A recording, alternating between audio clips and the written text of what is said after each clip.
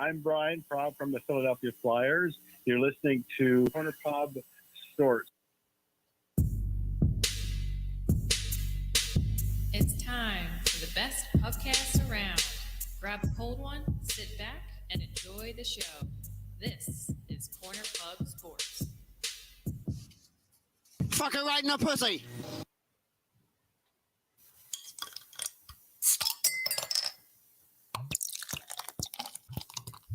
Corner Pub Sports.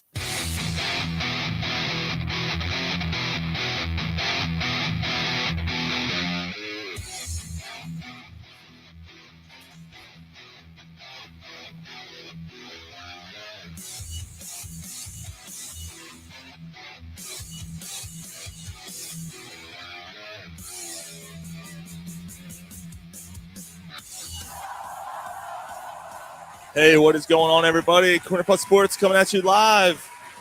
What's up? It's Mike. Mike and Sean coming at you. Yeah, a little different circumstances than what we're used to. We had a COVID case. That was me. So we are doing it remotely. Ryan and Gary will be back next week. But I will not. Yeah, you will not. No. But we thank you guys all for joining us here live on Facebook, Twitter, and YouTube. And, of course, if you're downloading the show on Stitcher and iTunes and TuneIn and as Gary would say, Satchel, we thank you guys so much for joining us. So we wanted to do a show tonight because we didn't do one last week, which actually worked out because that was the day I got hit with this. We weren't going to be doing it anyway. And then so kind of ruined the next day's plans, but yeah. You know. Oh, good for you. It wasn't good for me. It was terrible. You seem to have a pretty bad bout. Yeah. It was you know what though? Dude, it was 3 days. I survived, you know. Yep. There's people who can't say that. So yeah, I mean, all things considered, I'll take it. And you probably have better immunity than most of us for going forward. So I just cracked open I don't know where this came from. Someone dropped it off. Yards Filthy. Oh yeah? It's an unfiltered hazy IPA. It's nice. It's good. I don't know where this came from. I don't remember. I got a pretty good one too. I went shopping a little bit ago. I got the Space Dust IPA. Elysian. Yeah. Yeah. Where is that from? Where is this from? Neighbor location, Seattle. Okay. That's good? Yeah. Oh, okay. What is it, an IPA? Yeah, it's a Space Dust IPA. So it's a regular IPA. Okay. What do we got? Dust, mother. 8.2%. So, that'll it's do a it. heavy hitter. Yeah, that'll do it. I don't know what this one is here. I'm trying to see. I usually can comment, but for some reason it's not letting me comment on Oh, really? Yeah. Well, we're having some weird. Yeah, it's been a little weird. I wonder if it's the if StreamYard changed some stuff up. Yeah, I don't know. Yeah, the stream was a little weird getting on tonight, so we're a couple minutes late. But mine's a 6.5%, so it's not too bad. But I had a wrench earlier. That's 7 point something. Nice. Okay. But yeah, so before we get to anything, we have a very special event that we are doing on the 26th of June. So we're only a couple weeks away here, a little bit more than 2 weeks away. And Nick's Roast Beef on Cottman Avenue in Philadelphia. We are teaming up with Drunk Phil's fans. Of course, we had Chris on with us on our last show of Drunk Phil's fans. You could find them on Facebook and Twitter and such, Instagram. Yeah, I've been catching their stuff a little bit more often, and they're pretty funny. There's some good content. The memes are good. Yeah, they do a nice job. But yeah, so Chris and the team of Drunk Phil fans will be joining us. Over so what is it? So they don't do the podcast, so they're just going to kind of sit in with us and just kind of hang out, watch a game afterwards, or we're just kind of like, what's the deal with that? So so the event starts at 1 at Nick's, and like I said, it's Sunday Fun Day. So we're gonna do a podcast, 2 hours. We won't do a show Friday that week. We'll do it that Sunday, and then we got about an hour break before the Phillies start. and we are actually raising money for the Darren Dalton Foundation. Which is So awesome. we're gonna have some really cool stuff for everyone that attends. You have a chance to win door prizes, stuff like that, and then we're gonna do raffles and 50-50s, and that money's gonna go direct to the Darren Dalton Foundation. We have so far an autographed John Kruk comic book. Oh, that's awesome. Yeah. What's the comic book? Is it? It's called Crucker, I think it's called. Oh, that's interesting. Yeah. We have a Kyle Kendrick and Scott Air, 2008 World Series champions, signed balls. There's some other gear as well. I'm trying to look it up. Yeah, we're gonna get a basket, for anybody that gives a shit about our stuff. Yeah, so we'll have a Get a little CPS. something there. We'll have a CPS basket. We will have a You got Phillies tickets, right? Phillies tickets. That was the other thing. Thank you. Yeah, good seats too. For July 7th, the July 7th game. We have. Let me see what else here. Yeah, that's right. Duh. Steve Jeltz. Steve Jeltz will be coming out That's and awesome. supporting the event. So former Philadelphia Philly infielder Steve Jeltz will be coming out in person. There was another item. I'm missing it. I'm trying to look it up and it's not him. Well, there's a Drunk Phillies fan basket. There's a Corner Puff Sports basket. We'll have other stuff too. Bobbleheads, some flags. I think the Drunk Phillies fans have some merchandise that they'll probably sell to donate to profits or whatever. I have a James Harden jersey, brand new jersey. So we'll have that. So yeah, a bunch of stuff. Man. And then I know the Drunk Phillies fans will be happy for us to promote the fact that their own beer. Jam the I am not a fan of sours, but it's one of the few. It's the only sour that I've ever been able to actually drink. Mm-hmm. So that's saying a lot. Yeah. Yeah, Jam the Batter from the Rotunda Brewing Company. That'll be on tap at Nick's. So yeah, we're gonna have a fun time, man. I'm looking forward to it. It should be a really, really good time. I actually just put in for the next day to take off. Oh, there you go. But Jesus. yeah, so then after that, starting at 1:00. If you have a podcast that starts at 1:00 and you're taking the day off the next day, that's game on. Well, anyone that listens to us knows what's going to happen. So yeah, we're expecting nothing but the best. But yeah, if anyone's in the area, the Philadelphia area, on that day, come on out and support a great cause, support the show, and support Drunk Phillies fans. And then after that, 4:00, the Phillies play the Padres. Yeah, and we're gonna do a watch party. So we'll be which hanging now out. Sounds a lot more exciting than it did a week ago. Good segue, Mike. Good segue. It's true.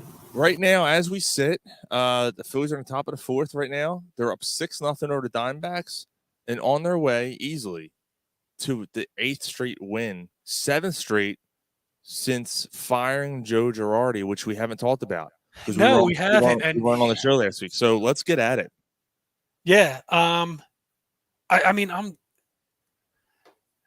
each game, I wonder if it's because of Joe or if it's just a hot streak. Mm-hmm. I don't think would they have won a couple of these games? I would think so, but it does seem like it gave them a jolt of life. It does seem like whatever they just didn't seem like they had any motivation. And I know it's weird when you're getting paid millions of dollars, but it just seems like something clicked for them. Something like maybe they stopped walking on eggshells a little bit more. Maybe he had the team too uptight. Mm-hmm. Maybe they felt pressure to help keep his job. And then afterwards they're just like, okay, well, there's nothing to, maybe it was the younger guys that are now playing a little bit more. Maybe it's, I don't know. What do you think? I think you pretty much hit it. I think that these guys came into the stadium and it was the same old. I just think that they were tired of the whole, like, I don't know what Girardi was like off the field. I don't know. Did you just see him in the press conferences? He had no life. He had no right. It is what it is. We'll figure it out. It's only May. We'll figure it out. Well, yeah. No, you were double digit games out by that point. And right. Granted, the Mets are having a pretty decent season, but You look like shit. You were 7 games under 500, right? Or Yeah. 8 games under 500. Yeah. Yeah, and you had no life. I mean, your team had no life whatsoever. Yeah. I mean, there was a few comeback wins, but for the most part, it was The you know they inconsistencies were just horrendous. yeah. Mhm. Um, So I think it was a combination of a lot of things, Mike. You know, it was the lackluster performances on the field you're seeing. I think my biggest thing, and you know, we had an article that did really, really well on cornerpubsports.net. Basically, bye-bye Girardi. It was released, 5 days before he was fired. yeah. And there was a lot of polarizing comments. A lot of people were like, no, you can't always blame the manager. And other people were like, that's it. Cut loose, you know, cut bait. Right. It was polarizing. But I think you're seeing results. Now, granted, Arizona stinks. The Angels stink. Yeah, but Milwaukee was good. I mean, I know Milwaukee was struggling a little bit, but Milwaukee's struggling. Milwaukee's lost 7 in a row now. They actually got the Angels. I mean, Joe Madden got fired after the series against the Angels, which I don't care less. I couldn't care less about. I think Joe Madden's a fraud anyway. yeah, I mean, he's kind of a weird guy. I mean, he wouldn't. Yeah. He most definitely would not fit in Philadelphia. No, not by a long stretch. You know, of course, people were like, "Oh, yeah, should we bring Joe Madden?" Stop. Like, let's see what Rob Thompson's doing. Yeah. And I want to keep calling him Rob Thomas and start singing Matchbox 20 songs. But Dave Peterson just said, "I said it before, I'll say it again. What a difference a week makes." And You know what's yeah. if Dave didn't hit it, I mean, 2 weeks ago we're like, "Oh fuck, this team sucks. This is boring. This is terrible." I wrote an article about like how bad it was. Yeah. Yeah, I mean, I'm paying attention again. I did not think I was going to be back paying attention to the Phillies, like, and actually checking on the score in the middle of a game. I just didn't expect. I didn't expect them to be able to dig themselves out of a hole. I did not expect them to be able to win 7 straight. It's impressive. It's been beyond impressive, and not Yeah. only that, it's the way they're winning games. They're dominating. There's a couple comeback wins. I mean, it's fun. Schwarber's hitting the ball well again, right? I think he has a 3-run home run today, right? He does. And look, that's not because of the manager. Let's get that straight. Like, Schwarber getting hot isn't because of a manager change. That's Schwarber going into the month of June and just warm. Like, that's just. And speaking of, right here, Dave Peterson, has it hit 90 degrees yet? Gary would love that comment. Yeah. It's there's something to be said though, like with Schwarber and the summer, like he just warms up and just figures it out. Now the thing is too, like Schwarber, Castellanos, like these guys are new to the team. Granted, hitting a baseball is hitting a baseball, right? But you're with a new team, give it some time, let's figure it out, right? So maybe that's part of it. Maybe it was you know, trying to get your legs under you and trying to figure things out and getting used to the people hitting around you. I don't know. There's a lot of things. Cohesiveness has so much to do with sports. I think baseball, to be honest with you, should, out of the 4 majors, has the least to do with it. But there's still cohesive. I mean, cohesiveness still has something to do with it. I mean, you guys it's more individual than anything. I didn't pay as much attention as you guys did, but you guys talked about how he changed the lineup every day, and it seems like Thompson's not doing that, right? He's the other, well, yeah, and the other thing that Thompson's doing is he's going with the young guys. He's believing in the young guys and giving them a chance. And I'm going to get to that in a second because there's something that happened the other night with Knievel, that speaks volumes to that. But yeah, so he was switching Hoskins and Schwarber in and out. The 3, 4, 5 are always pretty consistent, but everything else in that lineup was getting changed day in and day out. And to me, and my main point, and going with the cohesiveness thing, when you're going to the ballpark, you need to have some sort of idea where you are. We've talked about this a lot with the bullpen and everything else in years past about, like, if you don't have a role, it's difficult to do your job. I mean, didn't Scott Air talk about that too? He did talk about that. Yeah, we had him on the last show. He did. He said you need to know what your job is, and it's easy to go, oh, just go in and pitch. Well, it's not that simple. Situations are different. You know, I mean, that has a lot to do with it. Yeah. You know what? It's interesting. I caught something that I think it was when the Yankees were deciding on the next manager, and I think that they were like maybe deciding between Thompson and Girardi, Mm-hmm. and Teixeira talked about he raved about Thompson. Mark Teixeira, really? Yeah, and he talked about, I think it was on like the Fan or something, some Yankee affiliate thing that he was talking to one of the Yankee guys with, and he's like, yeah, no, I mean Girardi's good and stuff like that. He's like, and they're like, yeah, but Thompson, man, he seems so like stern and so strict and so rigid and stuff. Like he doesn't look like he'd be good at all at that. He's like, no, it couldn't be more further from the truth. He's like, if you're slumping, he's the guy that's putting his arm around you, saying you'll get him next time, or you got this. He's the one that I could sit down and have a beer with. He's like, and he's like, I like Girardi and all, and like he wasn't bashing Girardi or anything, but he's just like, I wouldn't see myself having a beer with Girardi, but I could see myself having a beer with Thompson. So I think that like Mark Teixeira said that. yeah, and this wasn't something that just came out. This was like 10 years ago or something. It was it was just dug back up. Somebody found it and dug it up. So I thought that was pretty interesting. Yeah, that is interesting. The players are obviously playing for him right now. They're raking. Is it a coincidence? I don't know. 8 games in a row in Major League Baseball. I don't care who you're playing. The Phillies have always had a tendency to play below their competition, right? Yeah. So to win 8 games in a row is impressive. I don't know when the last time they've done that is. 10 years at least, I think it's been. Well, I know that they a couple years ago, it was probably under Gabe, they had a 10 and 11 or something. Really? Okay. Yeah, I distinctly remember it. Harper was, talking about like, and they were kind of slumping before that, so that like kind of brought them back into the race. Yeah, so I mean, the thing is, like, as exciting as it is, right? They're I think right now they'll be 500. They'll be 500 if they, and they're in pretty good hands, pretty good shape tonight. So they'll be 500, which is like, so what? But think about where they were before this happened. I mean, and it's not even that. Even even if they didn't win 8 games in a row, say they went 6-2 during the span, and still 2 games under 500 or 3 games under 500, whatever. The difference that the team is showing has to have you excited.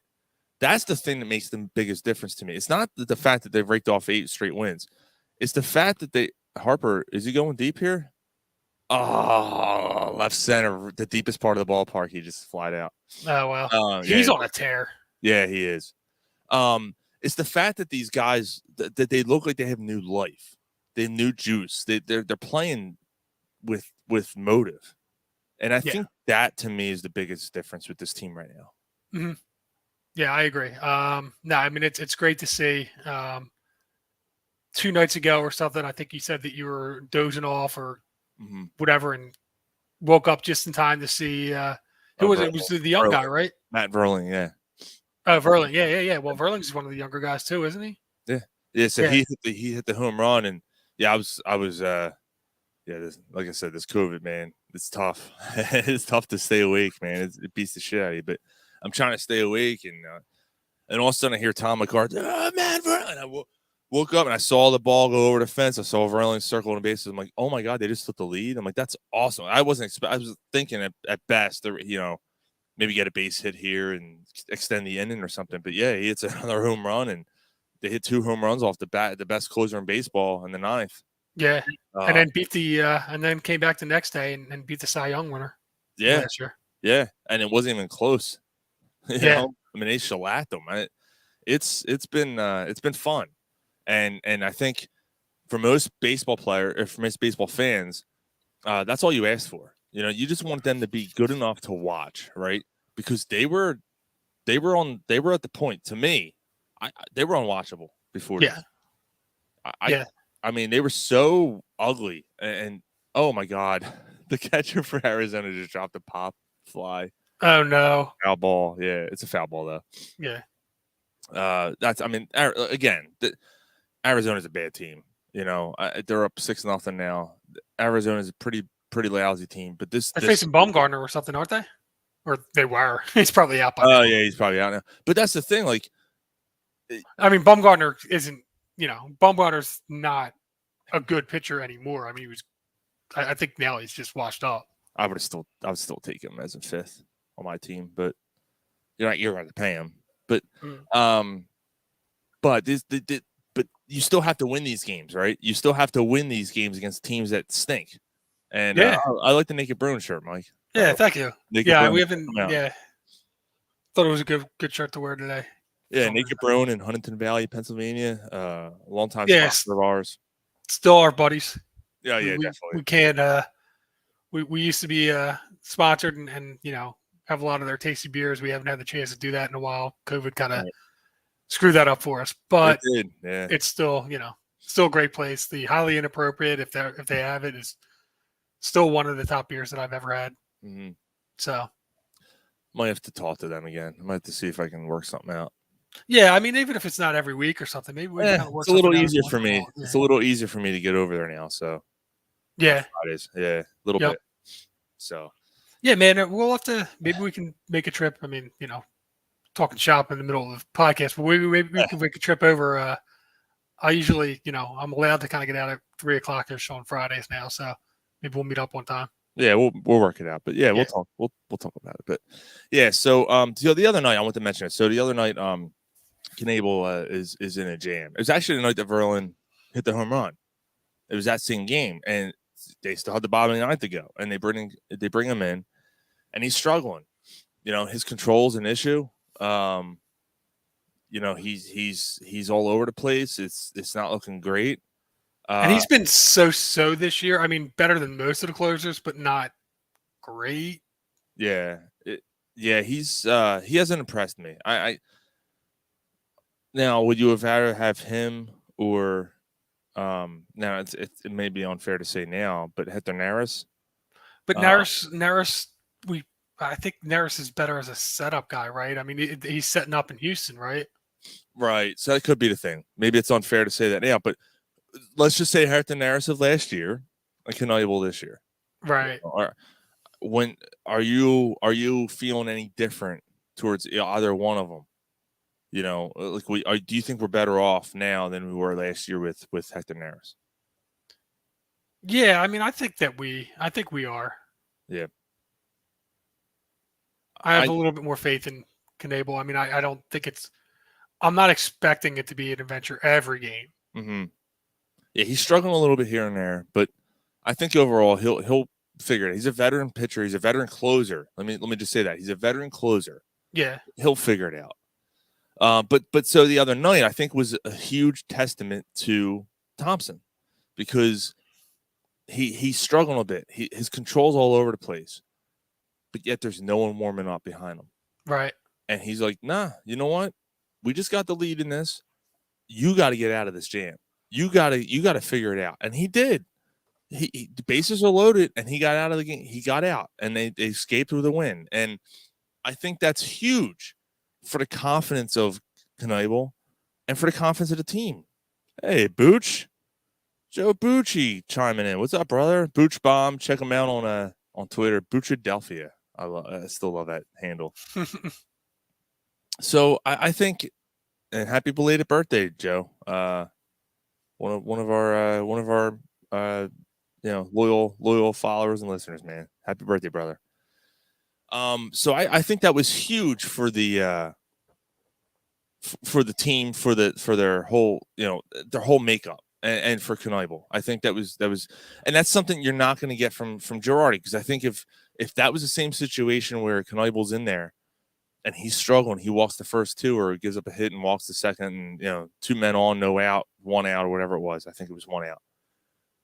I think Girardi has, Alvarado warming up, and he's got someone else warming up. And, I'm sorry, like, as a pitcher, you turn around and, you're struggling a bit, you're wiping your brow, and you look up and you see two guys warming up. Yeah. Like, what the fuck? Like, really? Like, yeah. Let me hang in here for a second. Yeah. He's pushing all the right buttons right now. I mean, it's easy when you're on a win streak, but he can do no wrong right now. And it just seemed like it seemed like Girardi made every wrong decision. It really did. I mean, there. I just can't remember too many times, and it's easier to find the fault in what people do than to find like things that they did well.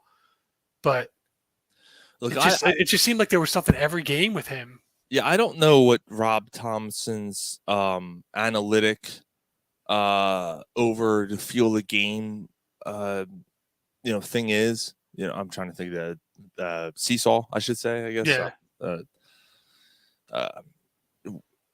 I don't know. Like, does he really let one way over the other? I don't know. But to me, it seemed like Girardi relied way too much on analytics and way too much on what the numbers tell you as opposed to feel of the game. And we've talked about on the show, and we didn't expect that from him, right? Well, no, I kind of did, because that's where he was trending. I mean, everyone knew he was an analytics guy. But like Ryan said on the show, it's he gets a lot of credit for what he did with those Yankees teams.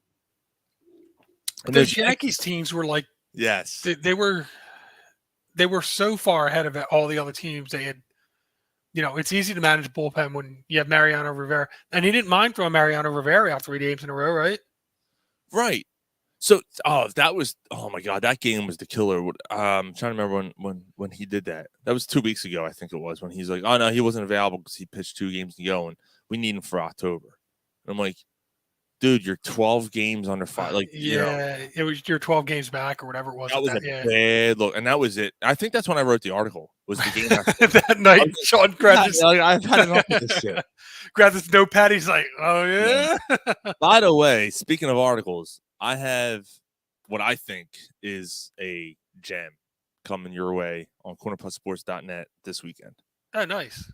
It's the anatomy of a Philadelphia sports fan. And that's awesome. Yeah, I think it's cool. I had someone pre-read it tonight, and yeah, I think it's gonna go over well. So I'm excited to share this one this weekend. So Dave Peterson said, I heard he was a Dallas Green type of guy. If you're hot, you're hot. If he builds up those who are struggling. He's talking about Thompson. Not the side rail or anything, but congrats. Thanks, man. Good job, man. Thank you. He said thanks, congrats on the award. I got a pretty cool award at work this week. So it was thank you. I appreciate it. It was surprising. I was blindsided by it. But I'll gladly take it because I know I fucking deserve it. So there's that. There's my humble opinion. There you go. Oh, good for you. All right, so stop fucking around, cunt. Yeah, I mean, I don't really know what else to say. I mean, Harper's like 5 home runs in the last 6 games or something. He's just ripping the ball. Schwarber's playing well. Castellanos is still kind of struggling a bit, isn't he? Or is he starting to come around a little bit? Yeah, he is a little bit. It's a shame because let me see what he's batting now. But when earlier in the season, he was hovering around 290, a little while ago. And 190, you mean, right? No, it's Castellanos. Oh, he's hitting 290? Castellanos was hitting. He was at one point. He was doing pretty well. Now he's down to 251. Okay. So yeah, he's struggling a little bit. So was it Schwarber that was struggling to begin the season? Now Schwarber was batting 190. Yeah. Oh, okay. He's at 211. Hoskins. He's still at 211. He's on a tear and he's at 211. Yeah, right. Hoskins hit a home run tonight. He's hitting 227. Right. So. Yeah, but Hoskins is going to be a 235 hitter with good on base percentage. I mean, that's. Yeah. I mean, and he's going to give you. He's going to give you a little bit better slugging percentage and. That is true. He's not the guy. He's never going to be the guy to bat 275, right? Like he's walking, hitting a home run. I can't believe that we're talking about 275 like it's 300. Well, 275 is very respectable. Well, that's what I'm saying that like 10, 15 years ago, 300 was the benchmark. Now I think you're right. I wasn't knocking what you're saying. I'm saying that 15 in this day and age, 275 is the equivalent of 300. It might 10 be. years ago. Yeah, you might be. You might be right. Yeah, so 10, 15 years ago, yeah, 300 that's a really good hitting season. That's a really good season. You're now probably 275. Right. Yeah, 275 might be the benchmark. You're right. But Harper is batting 314 right now. Wow. DD's batting 311. Herrera is batting 274. Yeah, Bomb's that's hitting, crazy Bomb's because hitting 254, but that's I got to tell you, like Bomb is impressing me. Like yes, he needs work in the field, but I've had no problems with Bomb this year. I think he's done a really nice job. I think he's come along a long way from what he was last year. And then and he got Stubbs, by the way. Stubbs, who's backing up JT, hitting 324. yeah, I mean And Stubbs is actually doing better than JT right now. Yeah, and he's good. He's a good catcher too. 3 home runs. So his second home run was the game-winning game-winning home run. Oh, that grand slam and a 3-run home. Yeah. He hit a home run and then hit the walk-off. His next second home run was a walk-off home run, and then he hit a third home run. Yesterday or the day before? Oh, okay, so right. So all of a sudden, like he's hitting shots, right? So so we talk about how Thompson's using the young guys. Who are the young guys? Now I know Segura's hurt, but who are the young guys replacing? So Matan was out there for a while, and then he got hurt, and he's on DL or I'm not allowed to say DL anymore. Whatever. IL. IL. I don't know what it's whatever. IR. I don't know what it's called. So they kept going on with him for a while. Verling's been getting more starts than when he was getting under Girardi. Yeah. Now I mean Verling's replacing who though? So he would go, for Herrera, and he would swap them around. They were all over the place. So maybe he's finally giving Schwarber Moniak's the other one. Moniak, you give him Moniak, shots. So I guess Castellanos and Schwarber are getting either days off or being able to DH, and maybe Harper's getting a day off every once in a while from DHing or something, I guess. Right, and you're also switching guys around. So like he's putting Stott at like second, he's putting him at short. Right, switching these guys around a little bit. Didi's getting a rest a day, yeah. And Verling's playing left. Moniak's playing right. He's not just playing center. Right. Like so they're mixing them. He's mixing them up, and he's letting them. Basically, like to me, they're having fun, man. Like just throw them out there. I'm giving you playing time. Prove yourself to me, and I'm going to keep giving you playing time. And I think that's something that Girardi wasn't doing. Like Girardi was, and I know I'm kind of contradicting myself when I say that he was changing the lineup a lot, and like JT Remolto would have a good game where he's been struggling. And then he'd bench him, and it wasn't a day-night game. It was a night, and he would bench him. And it was like, the dude just had 3 hits the day before. What are you doing? Right. It was stuff like that. It was driving me insane. Yeah. But it seems like he's mixing in Stott good enough here, and mixing in these other young guys and giving them a chance. Like Stott is playing a lot now, and he should be. Right. Stubbs is playing a lot, so it's cool. It's cool to see. Yeah. Now, when's Bryce due back to be able to play the field? He's still a couple of weeks away. Week or two, yeah. I think it's another week or two. He's going to be actually back pretty soon, huh? Yeah. So he what was it? It was 4 to 6 weeks, right? Maybe it's a little long. Maybe it's like 3 weeks. I'm sorry. Maybe it's like 3 weeks. But still, I don't know if you have to put him in right field. The way the things are going.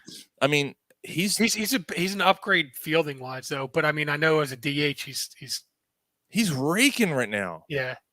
I mean, there's a lot of energy, expended out in the field. I know it's baseball and you only run a few times and all that stuff and blah blah blah.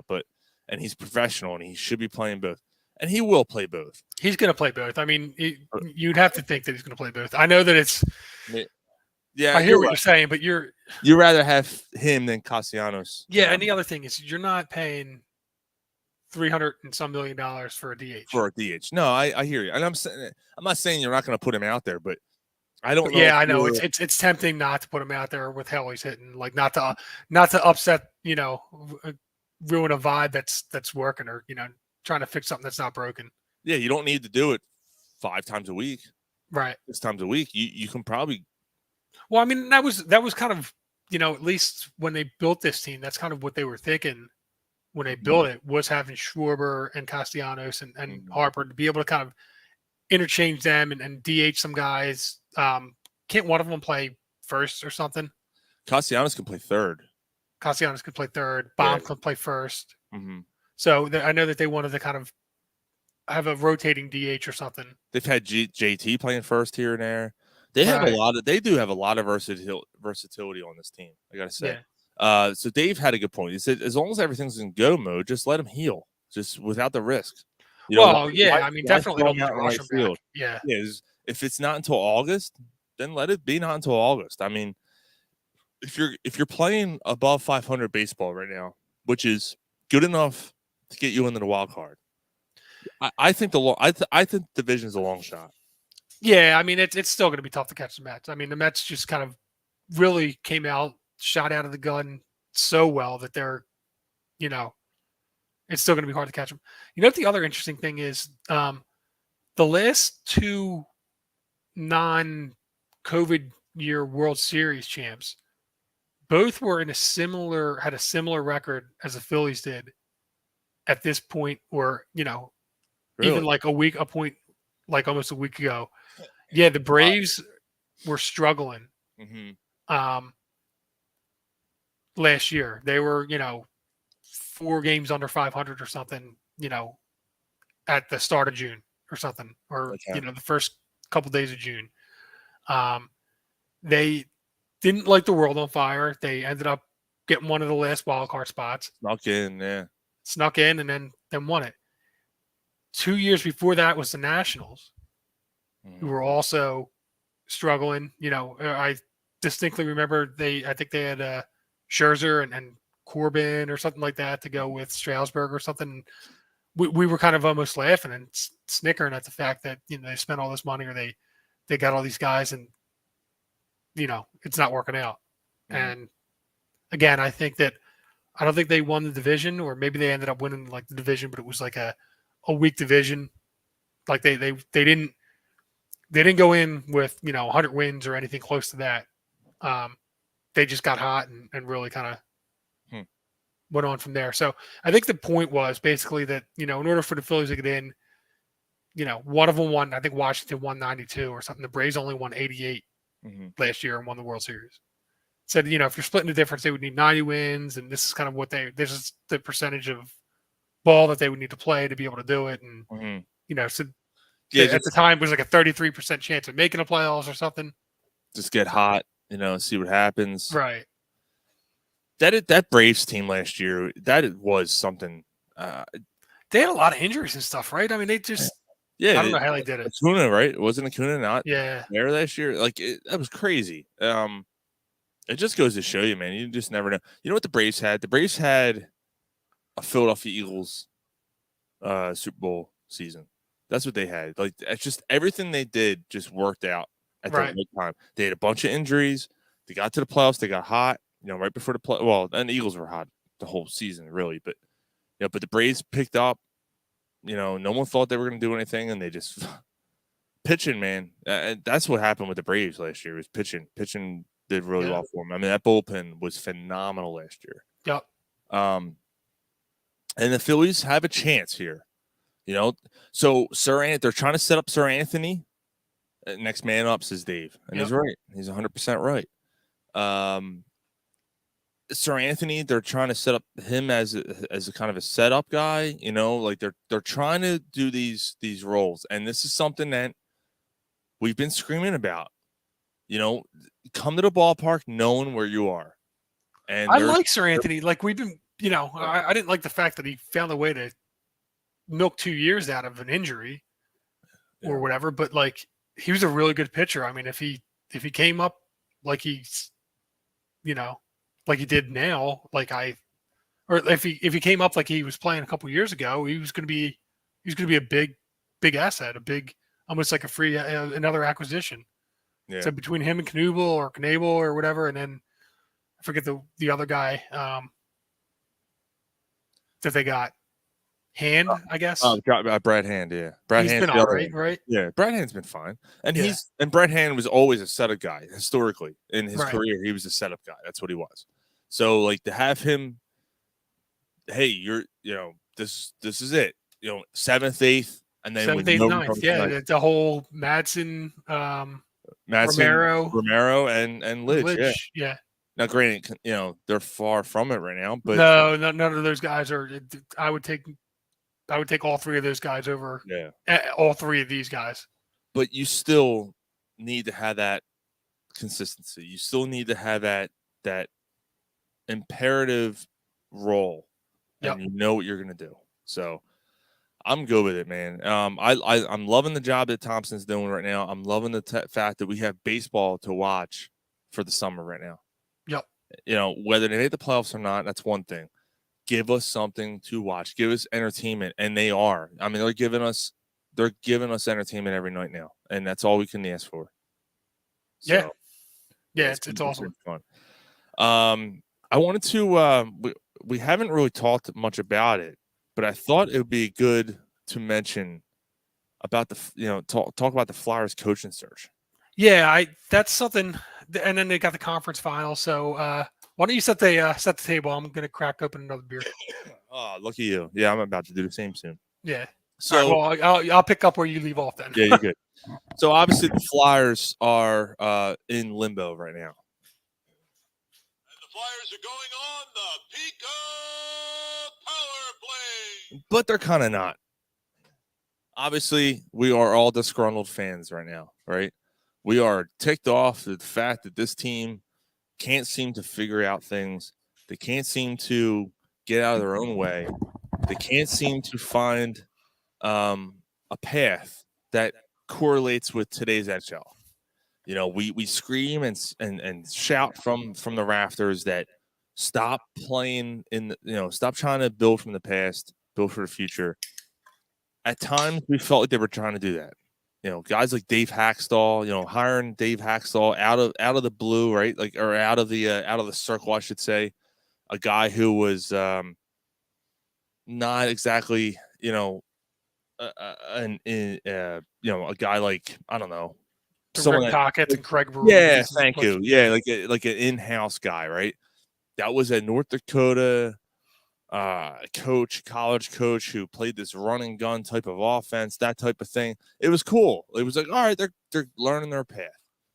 And then they get rid of him, which was fine, and then things just kind of just went sour. I mean, you went right back to trying to, instead of building guys with speed and all this, try to build a team. I should say, trying to get guys with speed and such. Well, you also had, sorry to interrupt, but you also had Hextall as a GM at the time, and it seemed even if things were going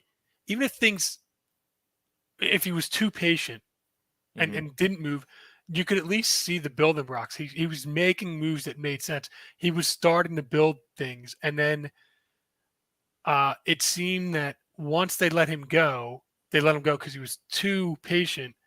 They got too impatient right away and immediately kind of ruined the foundation that he had built by just kind of trading, like getting rid of the every prospect that they had, and really kind of, it was a mess. I think I don't think he wanted Patrick or something. Wasn't he the only one that didn't want Patrick? Yeah, and that was a mess. I mean, injuries and such obviously hurt his career, and he's still struggling right now. Right. But yeah, it was true. So that's a good point. The Flyer way, right? Build now, win now, instead of trying to build now. And Hextall, whether he's right or wrong, was that he did have a plan, and they abandoned it. And a lot of people feel it was too early.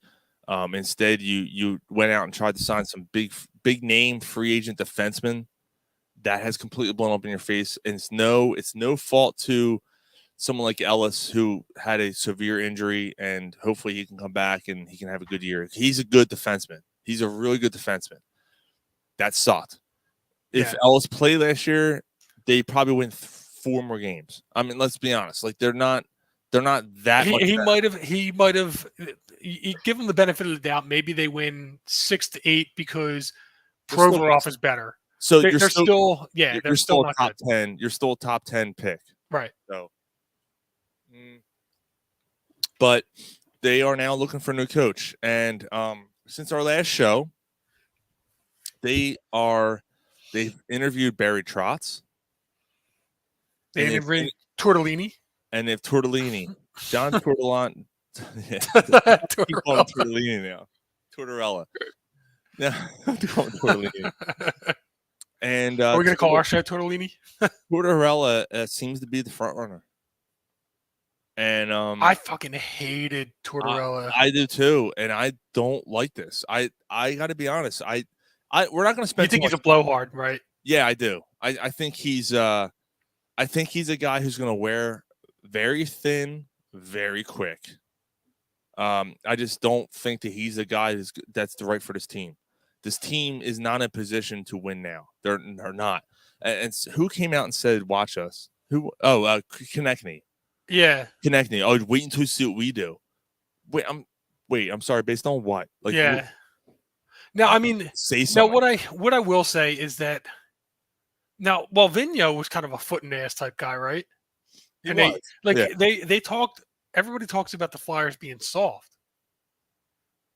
So in theory, I guess you do want somebody that's going to put a foot in somebody's ass. But is that even going to work with this team? No, it's not. This team needs someone who can. What I prefer, not a retread. I would prefer a guy who is younger. I hate to say it. I'm not saying a Dave Haxtell type, but a Dave Haxtell type. Someone who's coming out of the ranks.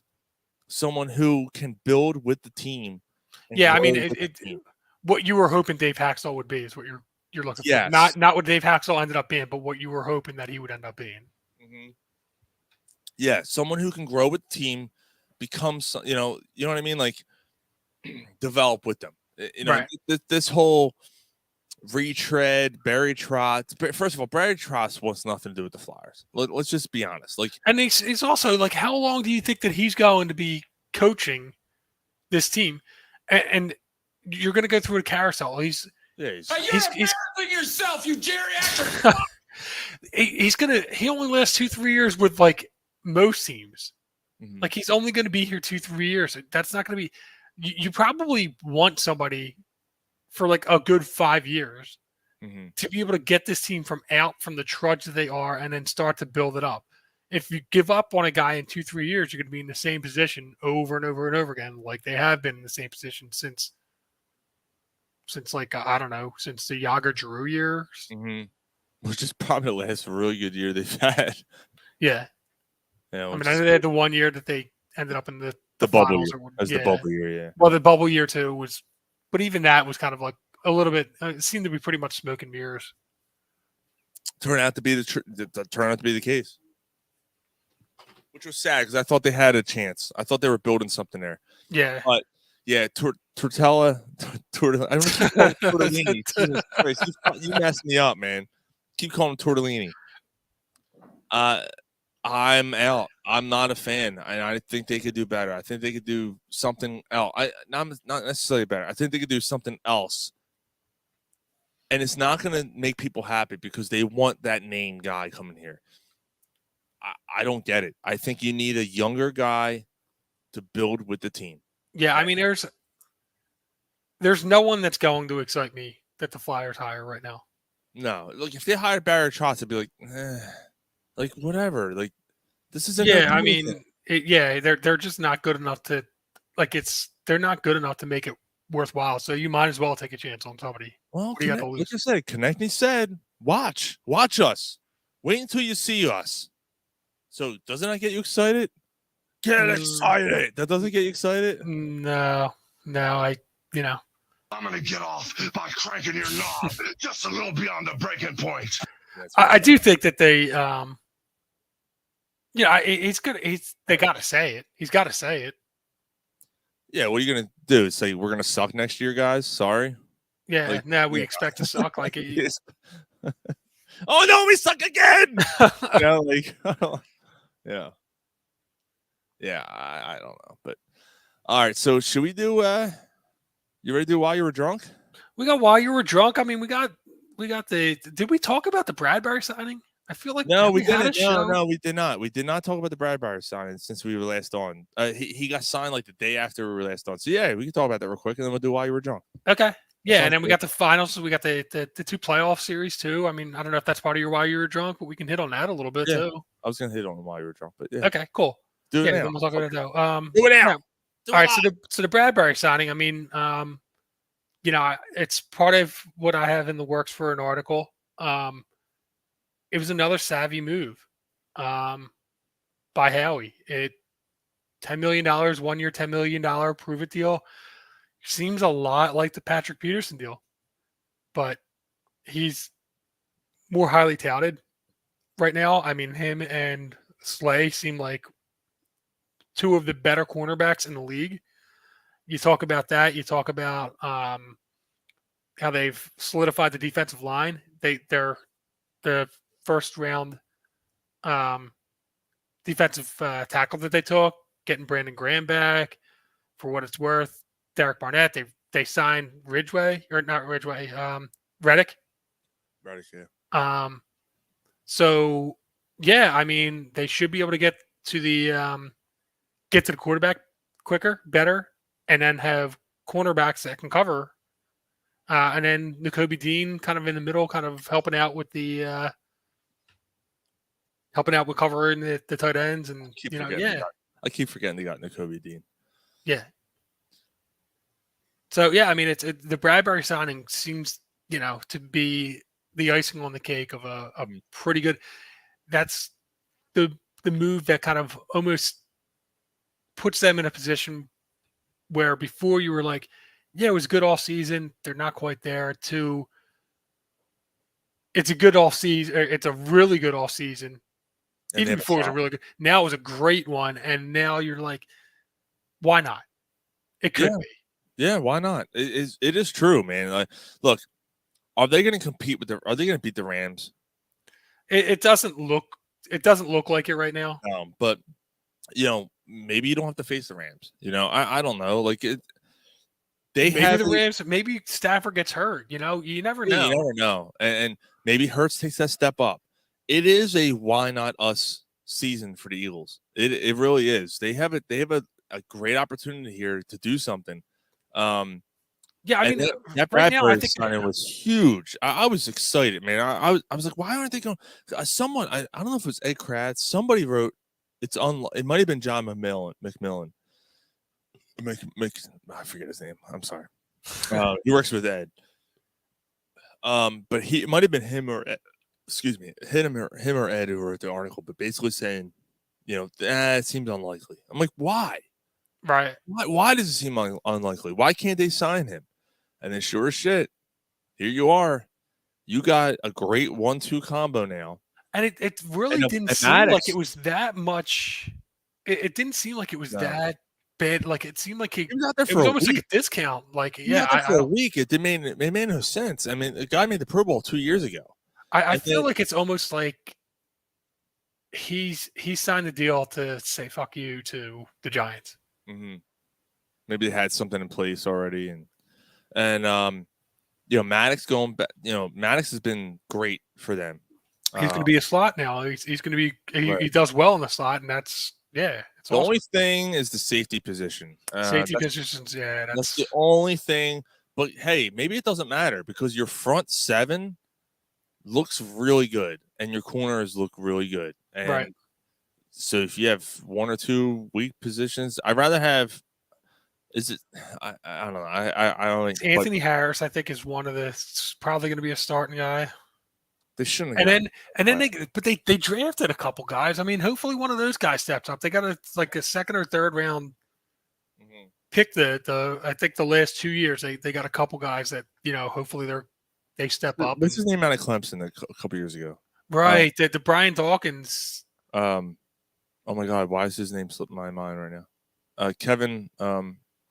Kevon Walker or Wallace. Wallace, okay. Yeah. So, hopefully it's his time to shine. I don't know. And then I feel like there was another one that you drafted, like either this year or Okay. Yeah, maybe I can't remember. Yeah. Right now, but yeah, we'll see. We'll see. NBA and NHL finals. We haven't really talked much about it, but NHL finals. conference finals. Yeah. Conference finals. The Lightning were down 0-2, and now they're Yeah. up 2. Yeah. I think that game's tonight. I think it's tonight.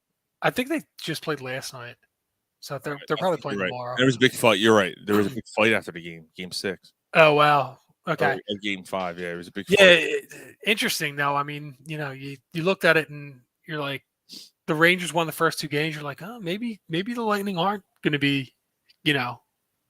aren't going to make it like. Yeah, game 6 is tomorrow.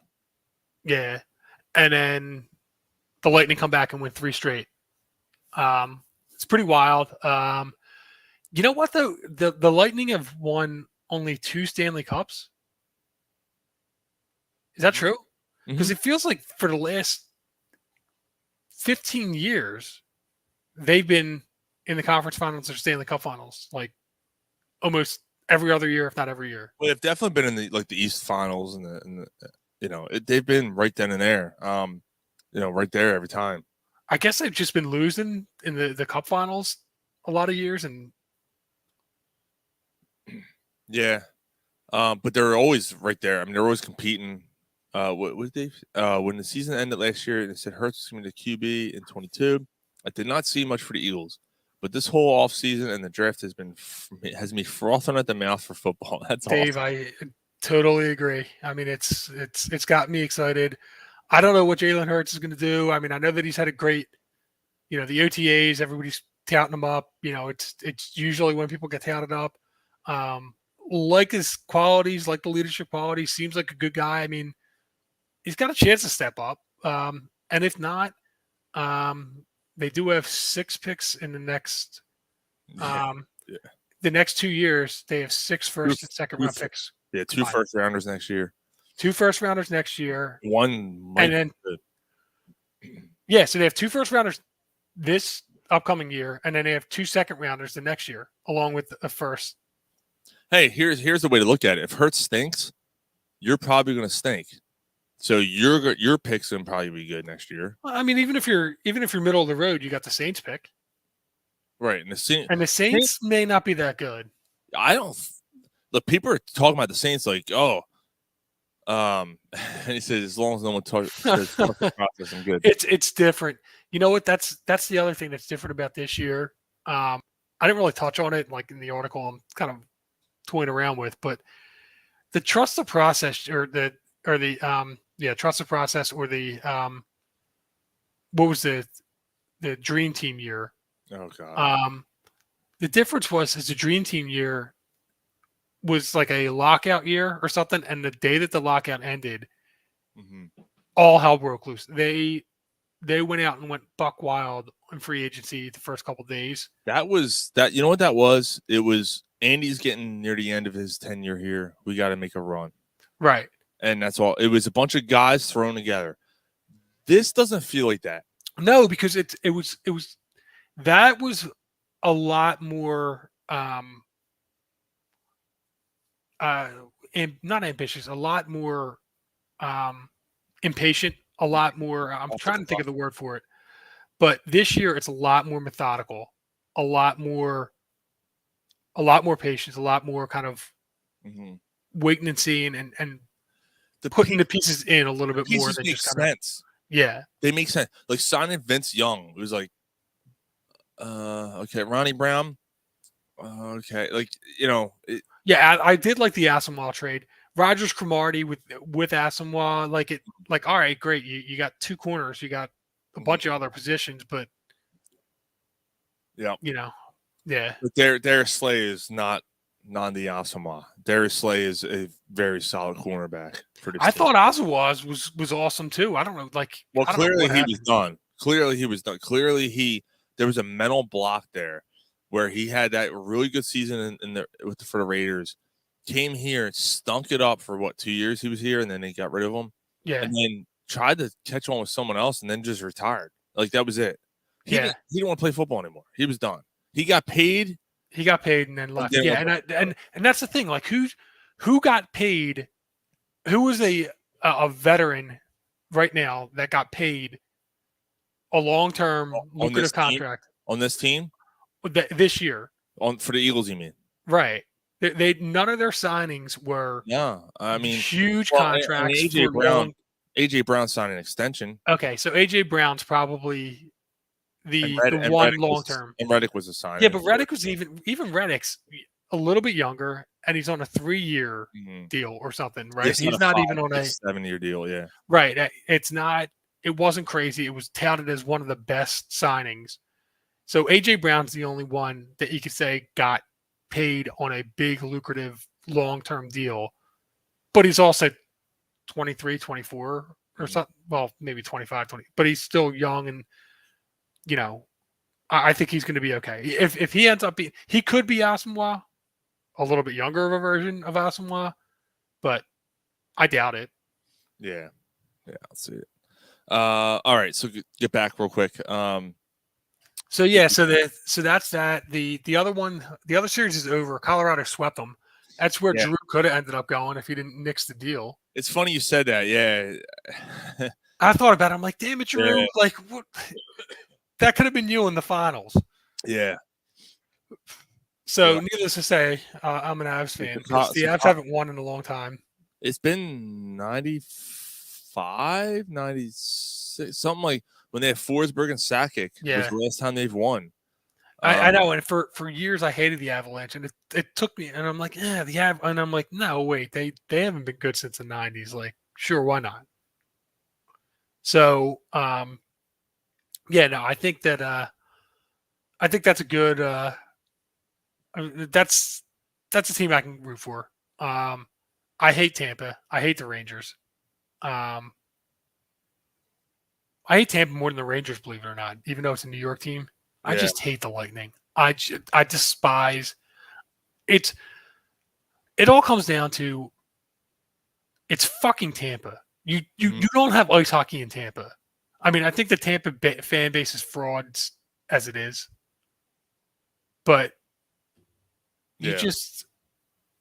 I always hated hockey in Tampa. So Colorado's made they made the finals in 01. That's the last time they made the finals, but I don't think they won that year. I think it was in the 90s the last time they won. Right. And even 01's 21 years ago.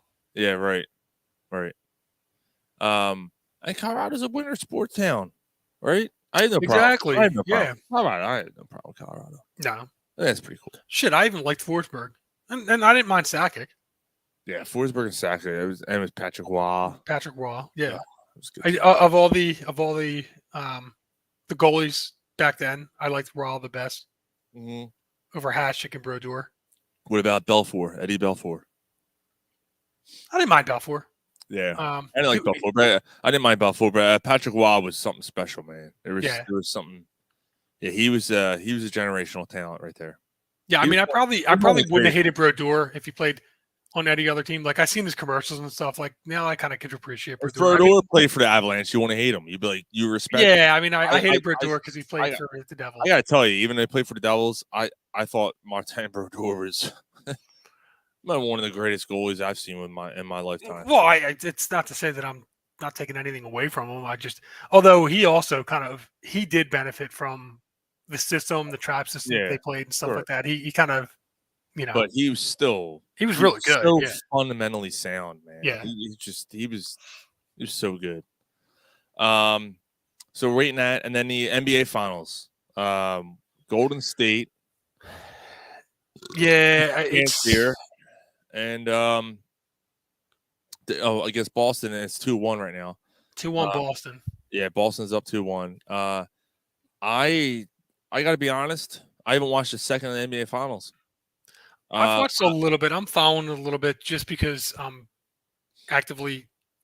Again, two teams that Golden State's won it enough to where I'm not thrilled with having them in it, but Draymond Green's kind of a punk. Mm-hmm. But I just don't want Boston to win again. Like, I just hate Boston. Boston's won enough. I just don't want them to win anymore. Yeah. I don't. And the I don't funny wanna thing see is, that fucking kid at the parade. yes, exactly. Fuck that kid. Now, aside from Horford, I don't hate any of the players. I mean, Like I don't you hate have to Tatum. I don't hate Jaylen Brown. I don't like Marcus Smart. yeah, I don't like Marcus Yeah, Smart. but you'd love Marcus Smart if he's on your team. Probably. Marcus Smart's the Philly grit guy that you'd love. Yeah, you're probably right. You're probably right. If the Sixers sign Marcus Smart, I'd be like, yeah. Right. Perfect guy off the bench. Perfect. I mean, he's not even. I would start him. Shit, I think he's starting with Boston, Yeah. but yeah. So I don't have I gotta be honest, I have zero interest. And I talked about you this don't care earlier. who wins, but you I just talked I talked about this earlier with Ryan. No, I prefer Golden State to win because I don't want to see Boston win either. But I don't care. Like I gotta be honest, and I'm gonna get a lot of heat for this. I think NBA fucking sucks. The NBA product is terrible, and it's terrible. And I think that obviously if the Sixers were in, I wouldn't be saying that right now, all right? But I just think that the product itself is terrible. I think it's look, Boston might have been a team that people didn't really expect to make it this far. When the playoffs started, though, I was like, Boston's looking pretty right. good, Yeah. defensively and all that. And Golden State, think about Golden State and their team, like They're the finesse, jack up threes. Draymond Green's the tough guy. He's the instigator. He's the triple double type guy. I mean, but the rest of the team is. I just think about the league in general and the product as it is as a whole, and like why is there really a lot of interest in the series? Aside from the national media, because ESPN and ABC are going to cover it because it's their moneymaker, right? Right. ABC doesn't have Super Bowl. They don't have the World Series. This is their bread and butter right now. Yeah. They don't have the Stanley Cup Finals because they don't give a fuck about hockey. So this is their bread and butter. So it's in your face because it's ESPN's baby is Right. the NBA. Does anybody really give a fuck? Because I got to be honest, I haven't really. Ryan and you are the only two people that I've actually talked NBA Finals with at all. Right. At all. Yeah. I haven't talked to NBA Finals with anybody. I don't think anybody cares. Yeah. I mean, I'd more. A lot more people are talking Phillies around here than. Yeah, I don't think anybody cares. I think, and I think unless you're living in Boston or San Francisco, and you got the diehards, but aside from that, I don't think anyone gives a shit. And I just think I said, the only reason that I give a shit is because I just don't want Boston. Yeah, I can respect that. I can understand that. But yeah, I mean, Golden State's a good team, but you know what? Boston defensively has got something and they're shooting threes too. Mm-hmm. So it's weird. Fucking Horford. Yes, that's the other part of what fucking milk dud looking motherfucker. I hate Horford. I used to like Horford's another guy that I used to respect until he came here and shit the bed. I gotta be honest, I didn't like him before that. I couldn't stand him when he was with Boston. This guy's a fucking bum. I just didn't like him. You know the other guy who I hate on Boston? Tice or whatever his name is, Daniel Tice. That dude has the fucking punch me face. Mm-hmm. Like that's a hate to face dude in the worst way. And all the dude does is whines about calls constantly. Like, dude, you don't have respect around the league to whine about calls. Right. Like you're not LeBron. You're not. I hate Harden, him. You're not. He's such an irrelevant piece of shit player that probably plays like 8 minutes a game on that fucking team, and he's like a top 5 hate the guy. Yeah. Like he's like in my top 5 hate NBA players. Yeah. That's a good point. Yeah, that's true. Because like he doesn't, you don't play enough to demand respect of the referees. Yeah. You don't play enough to cry about calls, and then by the time you bitch enough, you're off the floor anyway. Right. Knock your shit off. Oh man. Anyway, yeah, no, I mean, so that's yeah, I mean, we touched on it. Boston right now looks like they're in the driver's seat. Golden State's got to adjust, got to figure out how they're going to win. I guess. I mean, I don't know. I don't know how Golden State's going to, unless they're shooting the lights out. I don't know how they adjust. So Yeah. anyway, but enough about the finals. Well, that's always been them. That's always been their way. It's shoot, don't, and that's it. Like right. Aside from the year for Kevin Durant, Kevin Durant's inside presence. It's always been a shoot the lights out, or we don't do anything. Right. So, and then they didn't have Klay Thompson the last 2 years for the majority of the last 2 years. So there's that.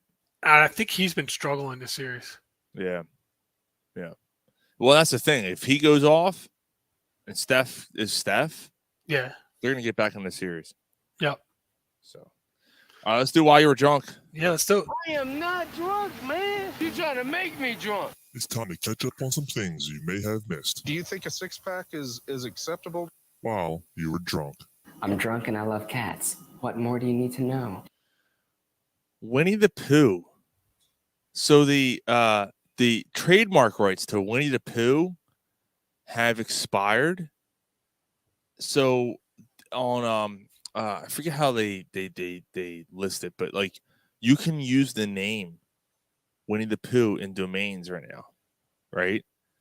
So some director jumped on the opportunity, and he's been working on this for a while, and made it official once the domain name became available. It was 1926, apparently. All right, is the year that the trademark was named for Winnie made official for Winnie the Pooh. Wow. So a director is making a movie called Winnie the Pooh: Blood and Honey. It's a horror movie.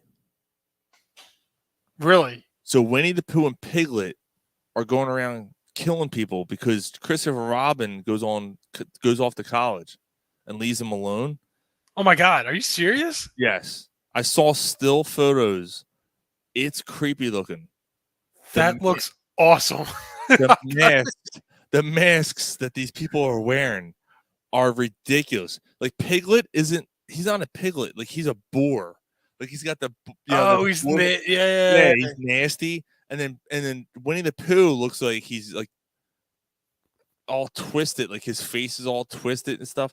So it's a low budget movie, but they're not. Here's the best part: they're not allowed to use the name Tigger because Tigger was 1932, so he's like another 4 or 5 years out before you can use his name. Oh, oh my God, that's hysterical. So he's not in the movie, but yeah, Piglet and Tigger and Winnie the Pooh are gonna be killing motherfuckers.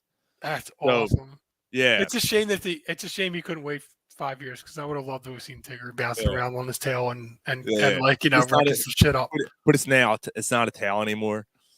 Yeah, but dude, Tigger was the best, and he'd be the one that would be mauling shit more than anything else. Yeah, dude. he'd be the psychopath. Like fucking. Oh my God, yeah, and he's a fucking tiger. Mm-hmm. You imagine that? So maybe the sequel will come out, and we'll see Winnie the Pooh, Blood and Honey. Dude, I hope that he gets the rights to him. Yeah. Winnie the Pooh, Blood and Honey 2, Electric Boogaloo. That'll be the second one. So that's coming out. I don't know. I think the end of this year or something. While we were away, Tommy Pham slapped Jock Peterson. Did you hear about this, Mike? No. Before a game, two different teams, but they're friends. Dave Peterson just said it's a leather Texas Chainsaw Massacre type of movie. It looks strange seeing Winnie's a boar. Well, no, Winnie's not a boar. Piglet's the boar, right? Winnie is just a twisted looking bear. Like his face is all demented and stuff. Anyway, so Tommy Pham before a game taking on the San Francisco Giants slapped Jock Peterson in the outfield, and it caused a big melee before the game. Bullpens cleared, like everybody. Well, cleared. yeah. It was over fantasy football. Are you serious? So Jock Peterson told everybody basically what was going on was that Somebody didn't pay up. it was an injured reserve pickup move. Mike's covering his shit.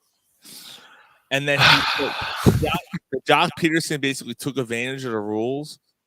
He found a loophole and went through it. And Hate the player, hate the game. First of all, Tommy Pham, like I wouldn't fuck with Tommy Pham, but Tommy Pham took offense to it and decided to hit Jock Peterson out in the outfield.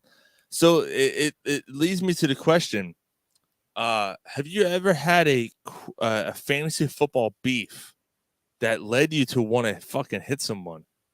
Peterson just said, "I want my money, bitch."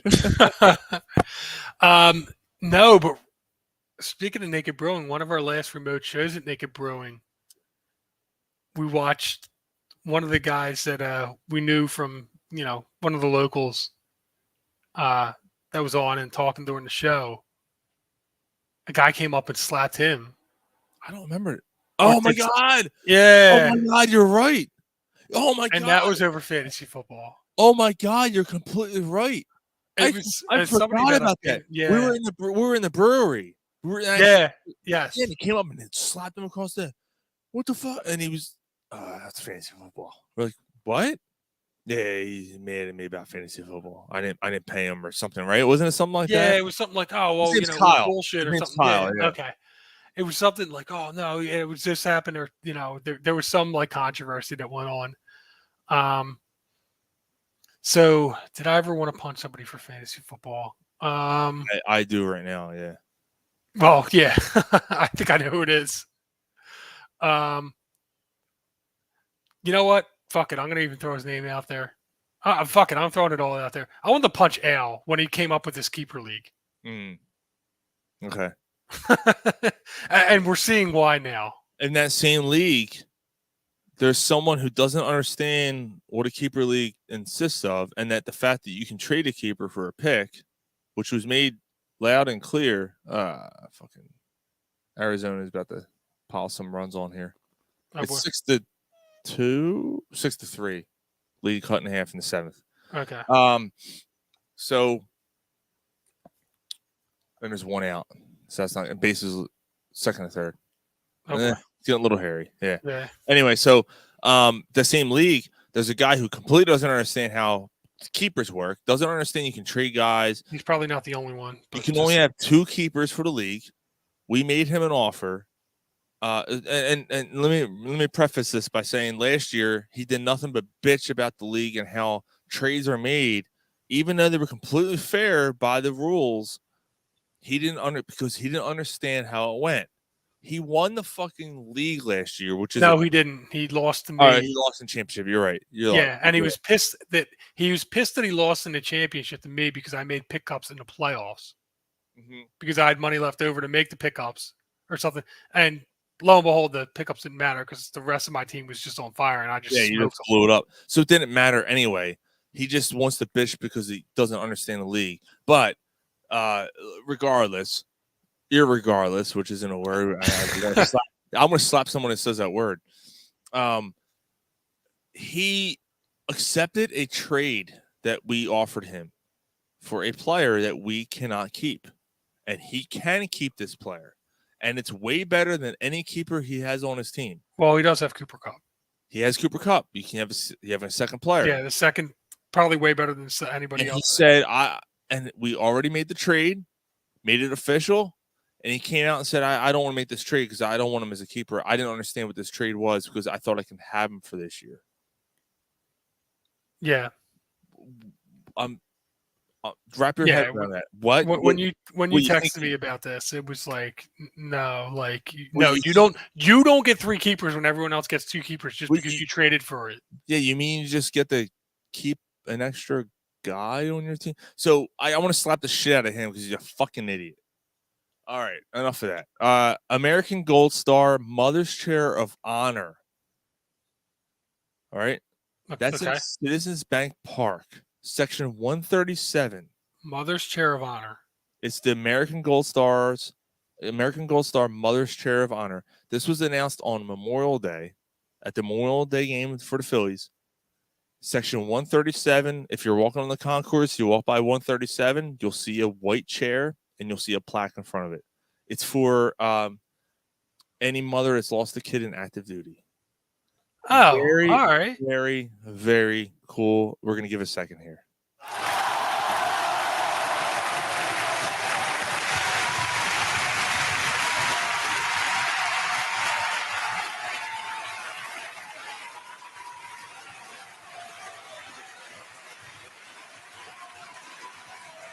Well done by the Phillies organization to do that. Yeah, I'm good with that. Yeah, Really, absolutely. But really yeah, so they just have to It's an empty write chair. them and apply for the.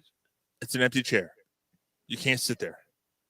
Well, even the mothers. It's just okay. Like a memorial chair. Okay. It's just like a memorial chair, and it's got a plaque right in front of it, basically representing what the cause is, and that's pretty awesome. Yeah. So I want to bring that up. Yeah, so. good for them. I mean, They always seem to losing. do it. Right, yeah, I mean, losing $25,000 or whatever for the ticket, or maybe that's a little bit steep. Losing $10,000 or whatever for the ticket,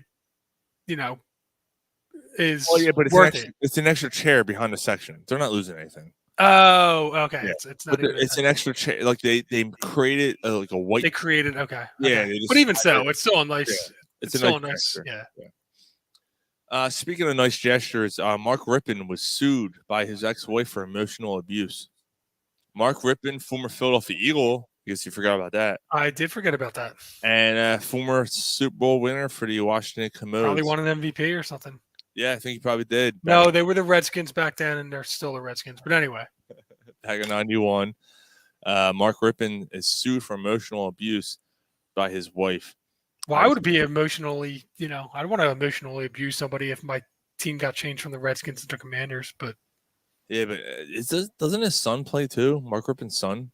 I thought Mark Rippon's son plays now. I don't know. But yeah, that was pretty crazy. And then Ryan Fitzpatrick calls it a career.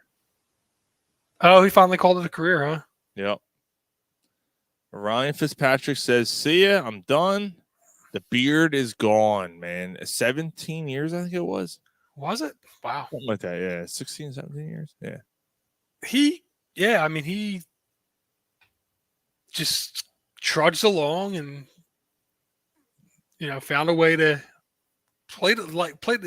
Unlike a lot of the backup quarterbacks, he ended up, he seemed to find his way into the starting lineup almost every damn year. He was there every year, man. Like whenever he was a backup or something, he got playing time, and he would play 6, 7, 8 games, and he made the best of it. But his beard stinks, so fuck him. See ya. Yeah. And then my last story is controversial, and I might tear some people apart here. But Jack Del Rio, speaking of commodes, Jack Del Rio had some words yesterday, the day before. I think it was yesterday. That were controversial. I don't know what the question was. And if someone out there can enlighten me, please do. There's people watching right now. Please enlighten me if you know what and I might offend Dave Peterson here. I don't know. But I want you to hear me out. So Jack Del Rio was questioned something. And he compared the Black Lives Matters protests with the insurrection of January 6th. And did you hear about this, Mike? No, I mean, I seen the headline. I didn't click on it to read about what. So he basically said he doesn't understand why there's not basically a deeper comparison between the two, and why one's being held in higher regard than the other as far as legal battles. Basically what he's saying is, Black Lives Matters burn down burn down businesses, which he's not wrong on. They did. But basically, and he's right about that. He's right in the fact that people should be held accountable Mm-hmm. for burning down buildings. He's I'll right. give him that. But where he's wrong is, I don't know what the big deal is about the January 6th thing. It was just nothing. It was nothing but a dust up. Yeah, I heard the dust up word. That's a problem. Okay, that's a problem because a dust up, you tried you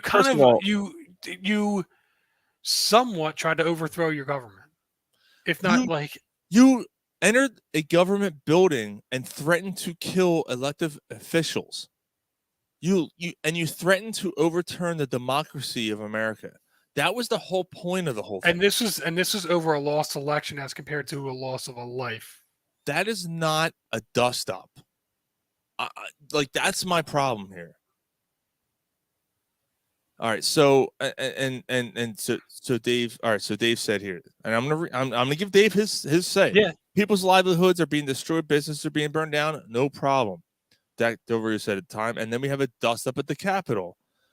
Nothing burned down, and we're going to make a major deal. I just think it's two standards.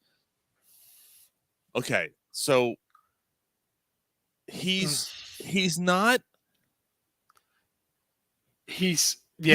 wrong there, because Del Rio is not wrong there, because it is held in two different standards. However, that's not entirely true. The people who were caught for doing what they did, they were prosecuted. The people who burned down and were looting, if they caught them, you were getting arrested. You were getting thrown through the court system. We got it, Dave. It's not your opinion. Yeah. You're just quoting what Yeah, he's good. Yeah, got it. Yeah, Dave, you're good. And but the dust up thing with Del Rio, that is the thing that is causing. Yeah, dust up was not a good choice of words. You tried to overthrow the American government, and not Del Rio, people. You entered a government building. If I enter a government building and start screaming, I'm going to kill you, and I'm holding a sign that says I'm going to hang your head and put your head on a stake or whatever the fuck the sign said. I forget what the sign said. Stuff like that. I'm getting arrested, and I'm the same thing. And the reason why it's being blown up is because they think that Trump was behind it, right? So that's why it's making as much of a wave as it is. That aside, the people who are responsible, who were caught, are being put through the same due process as the people who burned buildings and were caught. All right, it's the same thing. Yeah. Now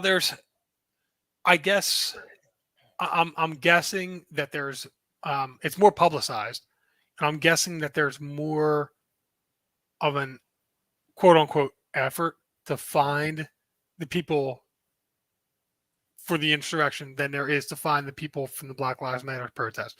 Mm-hmm. Although I think it was more centralized. I feel, I mean, again, not to get too political, but I feel that the motive behind one as compared to the other, it's never good, but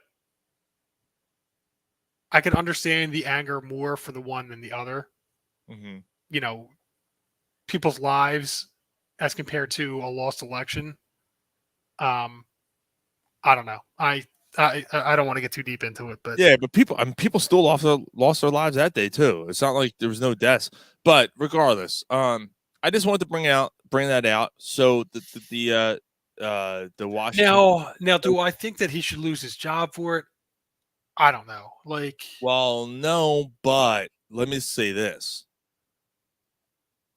90-something%. I don't know who knows. Maybe I'm over exaggerating. Let's say at least 75% of your team is African American. Right.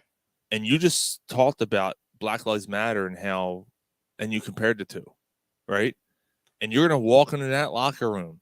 This is my biggest issue with if I'm a Washington Commodes fan, and you walk into that and I'm forever going to call them the Commodes. The Commanders is the dumbest fucking name I've ever heard. I'm still calling them Redskins. And you walk into that locker room, and these players are looking at you in the face, and you're trying to. If you're firing, if you're going to do this, and they're going, fuck you. I ain't fucking playing for you, you piece of shit. Like, I'm telling you right now, that's what's going to happen. So Well, Dave just posted a nice. good for Washington. I believe we the people needed a wake up call as how our government has been fucking us all over. But to attack a meeting of our ruling bodies at our house where justice is supposed to live is wrong. Well said, Dave. Yeah, I agree. I don't Well have any said. problem with anything. And he he's said right. there. He's right on both fronts. But did it wake him up? No, because we just had a mass shooting. By the way, the Phillies are only up 6-5 now. Oh boy. Christ. What we were saying before the show, or when 8 in a row? You said it. You I thought it did. was 6-0. You're like, and I oh, we did. got another one in the bag. I said handily, like they're up handedly. We'll see what happens, guy. We'll see what happens. Play back the tape. Right there, Ruby, right there. Don't stop. Don't stop. Oh, you hit the spot.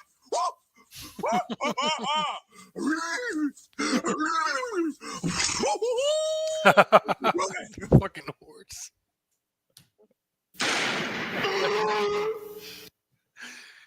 And then he's dead. That's the same guy. Same guy. Dude, that clip is ridiculous. I love it. All right, so there's that. So I just wanted to bring that up. But he's been fined $100,000, and they're going to donate to charity. So there's that. Okay, great. So you're going to find. Hold on, here's the best part. You're going to find Del Rio, who works for your organization, and then you, as an organization, is going to take that money and donate it to a charity. Yeah. All right. It's counter. It doesn't. You're basically donating $100,000. That's all it is. Right. But my biggest thing, if I was in that locker room. Yeah. So you're saying like the NFL did right by just doing a fine. Well, the NFL didn't. But NFL didn't. The Washington did. Oh, Washington did. Okay. Yeah, NFL didn't do anything. Right. Washington fined them $100 grand. Yeah. I mean, I agree with what you're saying. I mean, basically, yeah. I mean, the NFL or Washington maybe didn't. Oh, freedom of speech. Home run, Reese. Nice. Upper deck. Oh, almost upper deck. So yeah, they didn't. 7-5. They didn't need to fire him for the words he said, but the fact that, like you said, how the team's going to respond to it, and what the performance on the team, what the backlash for the performance on the team is going to be, that might be just cause for it. I do believe in some semblance of freedom of speech, even if you're an idiot or if you make a comment that's really hard to backtrack from, as long as it's, there's exceptions to it. But what he said, I don't think was quite fireable for the saying, but what it could mean for the team might be fireable. So I just want to mention something. Reese Hoskins hits the home run, right? Okay. Takes his bat in his forearm and kind of flips it, like flips it to the dugout. Doesn't do a complete bat flip, but flips it to the dugout. The pitcher immediately throws his hat down, like he knew it was gone, takes it off, throws it down to the ground. But the most impressive thing was that Hoskins comes to the on-deck circle. Castellanos is standing there, and Hoskins stands next to Castellanos and starts talking to him and telling him basically what he's throwing. And then oh, wow. That's awesome. It was interesting. Or tells him something about his delivery, something. So Peterson says, as long as we think our brother who's a different color is less or more than another is absurd. I thought that we left that in our past. Why do we drudge it up in 2022? Enough already. Black Lives Matter is racist.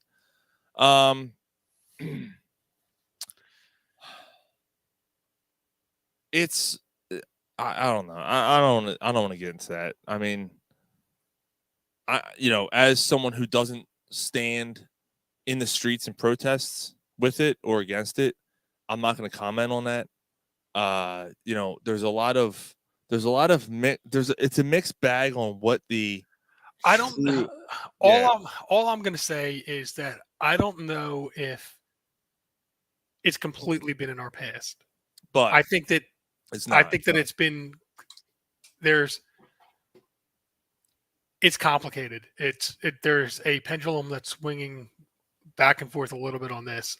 I feel that some of the lawlessness that's going on is because the Black Lives Matter has kind of gained momentum to take away momentum from the police department and the Blue Lives Matters or whatever. So I can, I can understand and appreciate somebody that's saying it may have gone that one. I don't know if one has to do with the other, but I'm not going to say that it's not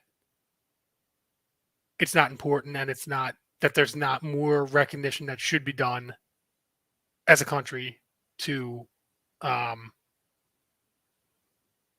to be better, just in general. Right. Is kind of where I want to say. So I don't completely, I'm not dismissive of what you're saying, but I think that He's it's right a about, deep- he's right yeah. about his first part. As long as we think our brother who's a different color is less or more than another is absurd. He's 100% right on that. I thought he left it on our pass and drudged up in 2022. Enough already. I would like to think that's true, Dave. It's unfortunately not, and it's not. Although maybe I'm wrong. I feel over the last 2 years, it's gotten better.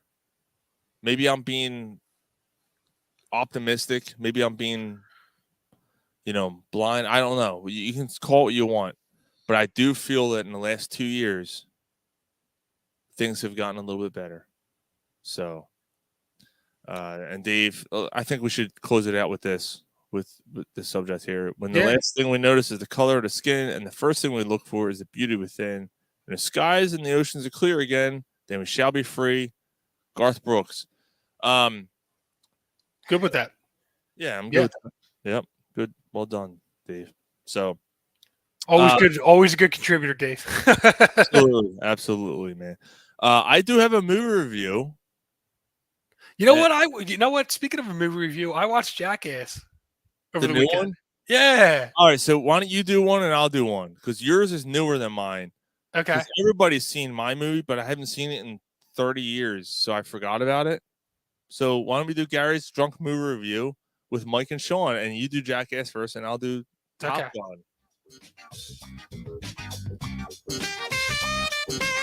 This is Corner Pub Sports Movie Review with Gary. Stay drunk or fuck you. All right, first of all, where did this beer come from? Heritage Surf IPA, Seal City. Where the fuck did that come from? It's Indiana Pale Ale with lime. Yeah, where did this come from? Who brought this? It wasn't me. I don't think I would have went with the. What if Chris from Drunk Phil's fans brought this? I don't remember this beer at all. All right, so you do Jackass forever. So the first thing that comes to mind with Jackass is there's a lot of penises. There was a lot of penises. There was a lot of penises. Yeah. Yeah, and a lot of things happened to the penis. PK Subban shot a puck at a penis. A guy got punched in the penis. That poor guy probably had it the worst of anybody. Oh, yeah. The one Francis with Nandua, or whatever his name is, from UFC, who actually Seth has done articles on him.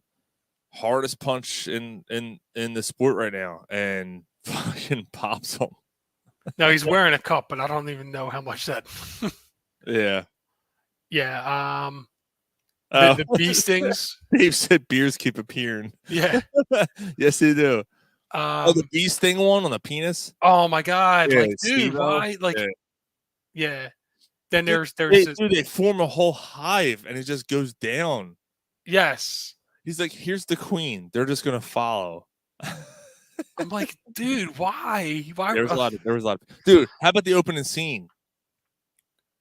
Oh my god, with the dinosaur. Yeah. It's a penis. Yes. And then you bring out the fucking snapping turtle. The snapper turtle, and it bites him. Oh.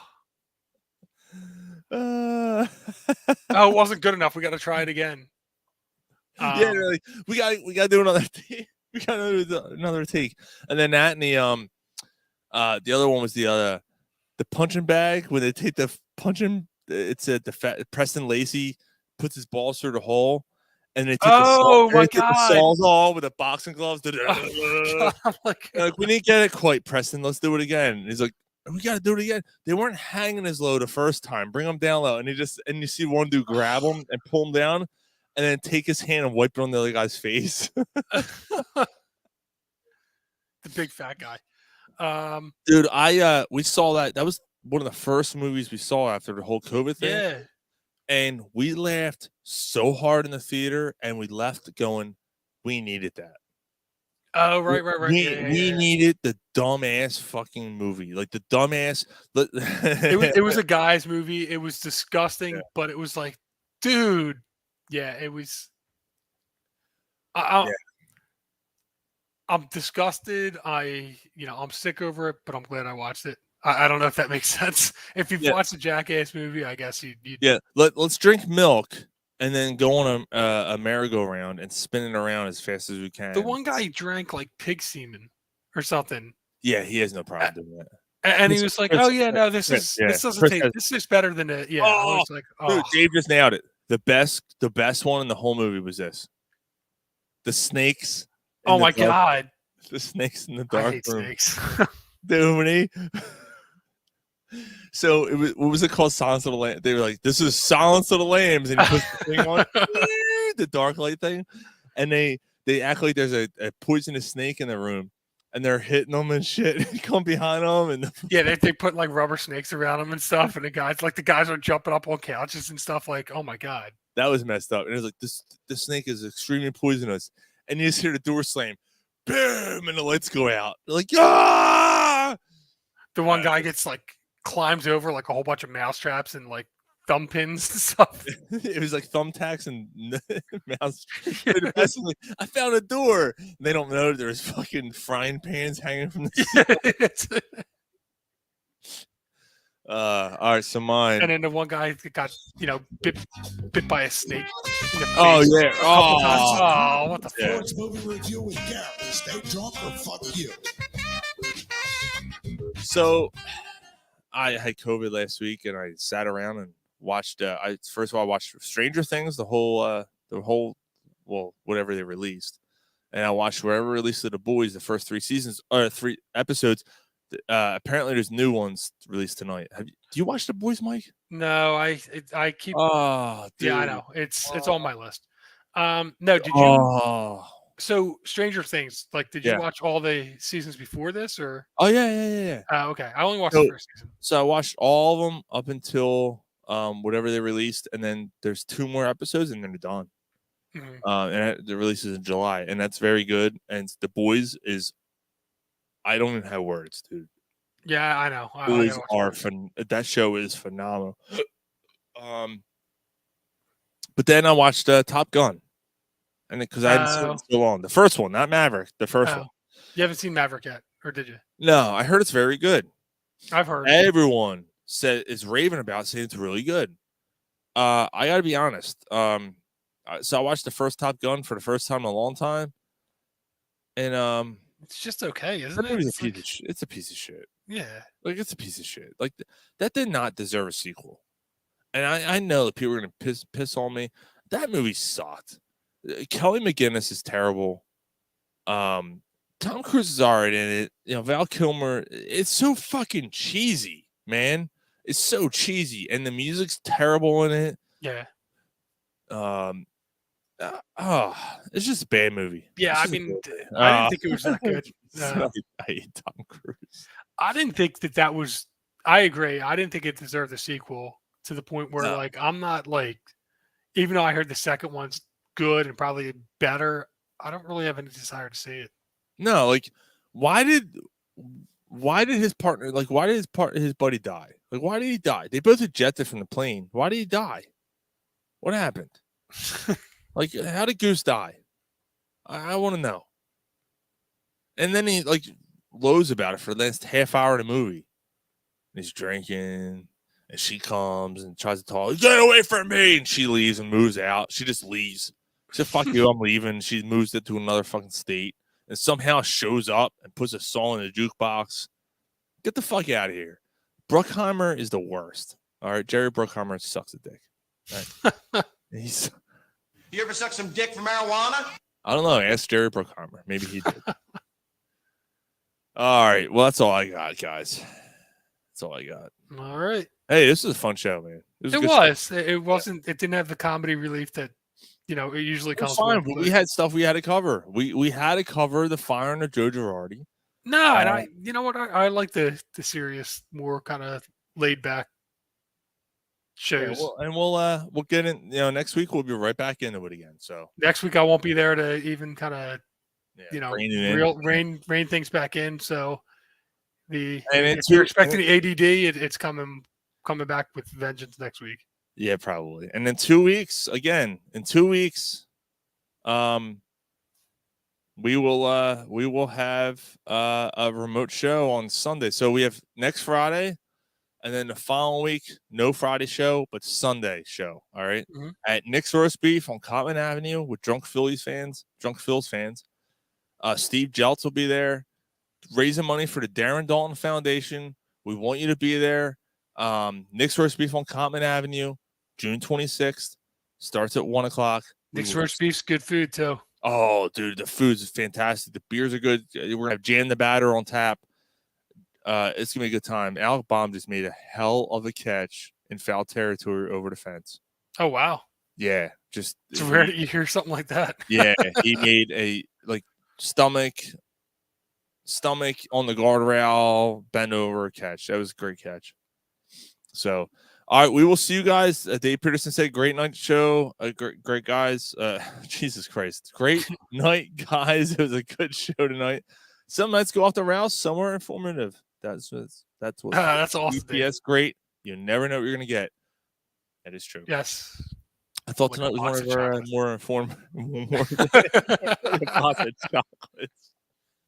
Yeah, you're right. We'll see you guys next week. Penis out. Mike. Penis out.